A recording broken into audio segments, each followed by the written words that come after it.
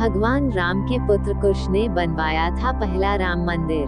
पौराणिक कथाओं और धर्म ग्रंथों के आधार पर तय हुई परंपरागत धारणाओं के अनुसार अयोध्या के पवित्र श्री राम जन्मभूमि मंदिर के इतिहास का विवरण कुछ इस प्रकार है। जब भगवान श्री राम प्रजा सहित बैकुंठ धाम चले गए तो पूरी अयोध्या नगरी, मंदिर, राजमहल, घर द्वार सरयू में समाहित हो गई। मात्र अयोध्या का भूभाग ही बच गया और वर्षों तक ये भूमि यूं ही पड़ी रही। बाद में कौशाम्बी के महाराज कुश ने अयोध्या को फिर से बसाया। इसका वर्णन कालिदास के ग्रंथ रघुवंश में मिलने की बात कही जाती है। लोमश रामायण के अनुसार उन्होंने ही सर्वप्रथम पत्थरों के खंभों वाले मंदिर का अपने परम पिता की पूज्य जन्मभूमि पर निर्माण करवाया। वहीं जैन परंपराओं के मुताबिक अयोध्या को ऋषभदेव ने फिर से बसाया था। महाराजा विक्रमादित्य ने बनवाया था भव्य राम मंदिर। भविष्य पुराण के अनुसार उज्जैन के महाराज विक्रमादित्य ने ईसा पूर्व में एक बार फिर से दूसरी बार उजड़ चुकी अयोध्या का निर्माण करवाया। धार्मिक ग्रंथों के अनुसार उन्होंने अयोध्या में सरयू नदी के लक्ष्मण घाट को आधार बनाकर 360 मंदिरों का निर्माण करवाया था। वे भगवान विष्णु के परम भक्त थे और इसीलिए उन्होंने ही श्री राम जन्मभूमि पर एक भव्य मंदिर का निर्माण करवाया था। हिंदू पक्ष का दावा रहा है कि बाबर से पहले भी 1033 में मुस्लिम आक्रमणकारी सालार मसूद ने जन्मभूमि मंदिर को ध्वस्त कर दिया था। उसके बाद गढ़वाल वंश के राजाओं द्वारा इस पवित्र मंदिर का फिर से निर्माण तीसरी बार करवाया गया था। 1510-1511 में गुरु नानक देव जी ने किए थे जन्मभूमि के दर्शन। अयोध्या में राम जन्मभूमि मंदिर पर विवाद की कहानी की 1528 से शुरू हुई। हिंदुओं का दावा रहा है कि मुगल आक्रमणकारी बाबर ने उस पवित्र जगह को तोड़कर उस पर मस्जिद का निर्माण करवा दिया। अयोध्या राम जन्मभूमि बाबरी मस्जिद विवाद पर अपना ऐतिहासिक फैसला देते समय सुप्रीम कोर्ट ने उन सिख ग्रंथों को भी अहम सबूत माना है, जिसके मुताबिक सिख धर्म के संस्थापक गुरु नानक देव जी आक्रमणकारी बाबर के भारत आने से पहले ही भगवान राम की जन्मभूमि के दर्शन के लिए अयोध्या पहुंचे थे। गुरु नानक देव जी 1510 से 1511 के बीच अयोध्या आए थे, जबकि बाबरी मस्जिद 1528 में बनाई गई थी।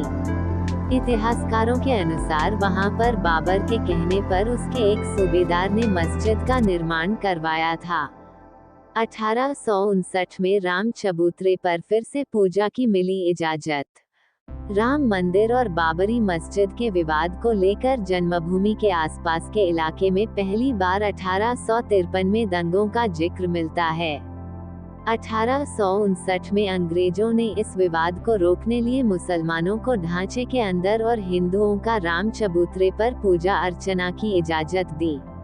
1885 में पहली बार महंत रघुबीर दास बाबरी मस्जिद के पास मंदिर निर्माण को लेकर फैजाबाद कोर्ट में एक याचिका लगाई, जिसे कोर्ट ने ठुकरा दिया। 30 दिसंबर 1949 को ढांचे के अंदर अचानक रामलला की मूर्ति पाई गई। 30 दिसंबर 1949 को राम जन्मभूमि मंदिर के इतिहास में एक बार से जबरदस्त मोड़ आ गया। उस दिन रामलला की प्रतिमा मस्जिद के अंदर अचानक से विराजमान पाई गई। यह विवाद इतना बड़ा कि आखिरकार तत्कालीन सरकार उस ढांचे को विवादित मानकर उस पर ताला लगवा देना पड़ा।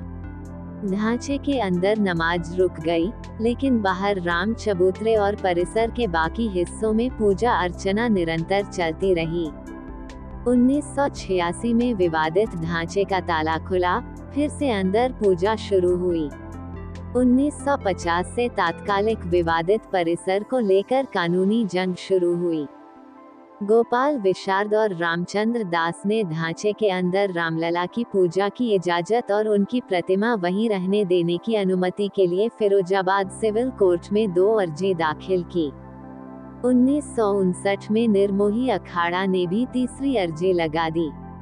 इसके जवाब में 1961 में यूपी सुन्नी वक्फ बोर्ड ने विवादित जगह पर कब्जा लेने और ढांचे के अंदर से मूर्तियां हटाने की अर्जी लगाई।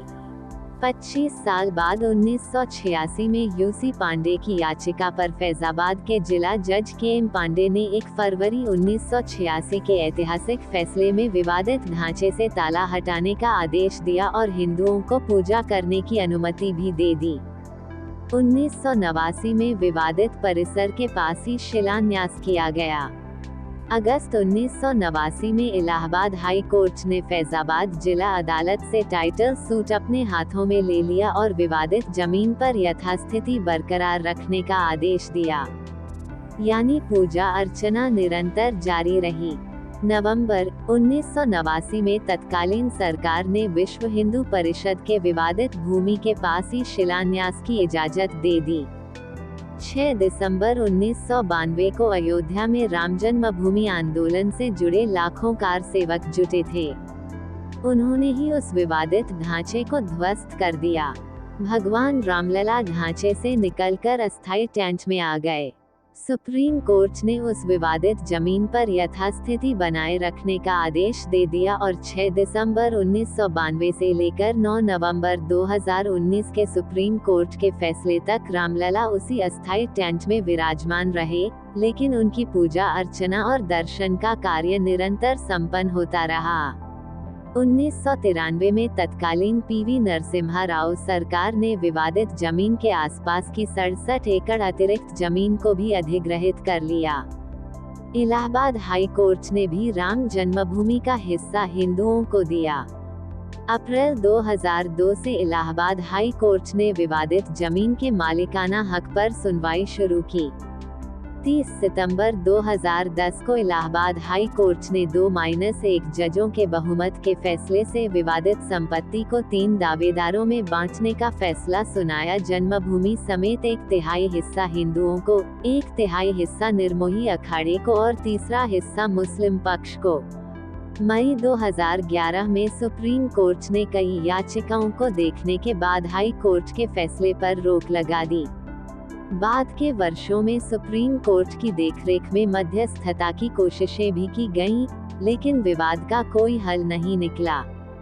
राम मंदिर का निर्माण 5 अगस्त से आखिरकार तत्कालीन चीफ जस्टिस रंजन गोगोई की अगुवाई वाली सुप्रीम कोर्ट की 5 सदस्यीय संविधान पीठ ने 40 दिनों की मैराथन सुनवाई के बाद 16 अक्टूबर 2019 को दशकों पुराने इस कानूनी विवाद पर फैसला सुरक्षित रख लिया। अंत में 9 नवंबर 2019 का वह ऐतिहासिक दिन आया जब सुप्रीम कोर्ट ने सदियों पुराने इस विवाद को हमेशा के लिए निपटारा कर दिया। सर्वोच्च अदालत ने संपूर्ण विवादित परिसर पर भगवान रामलला का मालिकाना हक दे दिया और उनके भव्य मंदिर निर्माण के लिए केंद्र की नरेंद्र मोदी सरकार को 3 महीने के भीतर एक ट्रस्ट बनाने की जिम्मेदारी सौंप दी। अदालत ने सरकार को मुस्लिम पक्ष को भी मस्जिद बनाने के लिए अयोध्या में किसी महत्वपूर्ण स्थान पर 5 एकड़ जमीन देने का आदेश दिया। अदालत के इसी आदेश के बाद श्री राम जन्मभूमि तीर्थ क्षेत्र ट्रस्ट ने 5 अगस्त 2020 को वहां भव्य राम मंदिर के निर्माण के लिए भूमि पूजन और आधारशिला का कार्यक्रम तय किया गया है।